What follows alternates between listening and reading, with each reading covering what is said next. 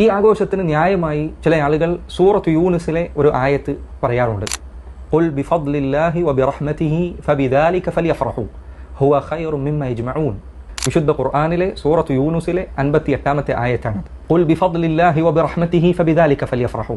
പറയുക അല്ലാഹുവിന്റെ റസൂലെ, അല്ലാഹുവിന്റെ ഔദാര്യത്തിനാൽ, അല്ലാഹുവിന്റെ കാരുണ്യത്താൽ അത് ലഭിച്ചതിനാൽ അവർ സന്തോഷിക്കട്ടെ, അവർ ആഹ്ലാദിക്കട്ടെ എന്ന് അല്ലാഹുവിന്റെ റസൂലെ താങ്കൾ മുഅ്മിനീങ്ങളോട് പറഞ്ഞു കൊടുക്കുക.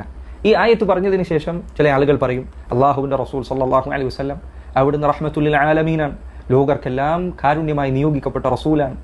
അല്ലാഹുവിന്റെ റസൂൽ സല്ലല്ലാഹു അലൈഹി വസല്ലമയെ നമുക്ക് ലഭിച്ച ദിവസമാണ് മൗലിദിന്റെ ദിവസം, റബീഉൽ അവ്വൽ 12.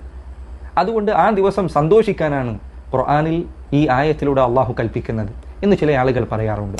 സഹോദരങ്ങളെ, ചോദിക്കട്ടെ, ഈ തെളിവ് പറയുന്ന ആളുകളോട് ചോദിക്കട്ടെ, ഈ ആയത്ത് ആരാണ് നമുക്ക് ഓതി തന്നത്? അള്ളാഹുവിന്റെ റസൂൽ സല്ലല്ലാഹു അലൈഹി വസല്ലമയാണ്. നബി സല്ലല്ലാഹു അലൈഹി വസല്ലം അവിടുന്ന് വിശുദ്ധ ഖുർആനിലെ ആയത്തുകൾ പ്രാവർത്തികമാക്കുന്നതിൽ ജനങ്ങളിൽ ഏറ്റവും മുൻപന്തിയിൽ നിന്നിരുന്നവരായിരുന്നു.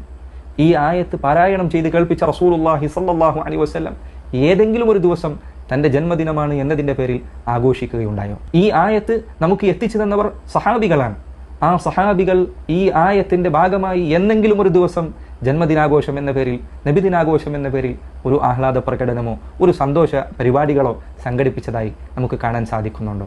അതല്ലെങ്കിൽ അവർക്ക് ശേഷം വന്ന താബിഈങ്ങൾ, തബഉ താബിഈങ്ങൾ, അതല്ലെങ്കിൽ അവർക്കും പിന്നീട് വന്ന ഇമാമുമാർ, 4 മദ്ഹബിന്റെ ഇമാമുമാർ, അവർക്ക് ശേഷം വന്ന പണ്ഡിതന്മാർ ആരെങ്കിലും ഈ ആയത്ത് ഇതാ ഞങ്ങൾ പ്രാവർത്തികമാക്കുന്നത് നബിദിനം ആഘോഷിച്ചുകൊണ്ടാണ് എന്ന് വിശദീകരിച്ച ഇമാമുമാർ, അതല്ലെങ്കിൽ അവർക്ക് മുൻപുള്ള താബിഈങ്ങൾ, തബഉ താബിഈങ്ങൾ, സഹാബിമാർ, അള്ളാഹുവിന്റെ റസൂൽ സല്ലല്ലാഹു അലൈഹി വസല്ലം തന്നെ അങ്ങനെ ആരെയെങ്കിലും നമുക്ക് കാണാൻ സാധിക്കുന്നുണ്ടോ? വിശുദ്ധ ഖുർആനിൽ അവർക്കാർക്കും മനസ്സിലാകാത്ത ഒരു അഭിപ്രായം നമുക്ക് മനസ്സിലാകുന്നു എങ്കിൽ പിന്നെ അള്ളാഹുവിന്റെ ഖുർആനിന് നമ്മൾ എന്തു വിലയാണ് നൽകിയിട്ടുള്ളത്?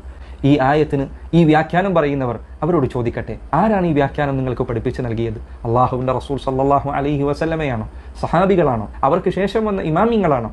അവരാരും ഈ വ്യാഖ്യാനം പറഞ്ഞിട്ടില്ല എങ്കിൽ, ഇത് നിനക്ക് മാത്രം ലഭിച്ച വ്യാഖ്യാനമാണ് എങ്കിൽ മനസ്സിലാക്കുക, അവർ നിൽക്കുന്ന ഭാഗമാണ് സ്വർഗത്തിലേക്ക് ഏറ്റവും അടുത്ത് നിൽക്കുന്ന ഭാഗം. നീ നിൽക്കുന്നത് വിശുദ്ധ ഖുർആനിനെ നിന്റെ തന്നിഷ്ടങ്ങൾക്കനുസരിച്ച് വ്യാഖ്യാനിക്കുന്ന നരകത്തിന്റെ പാതയിലാണ്.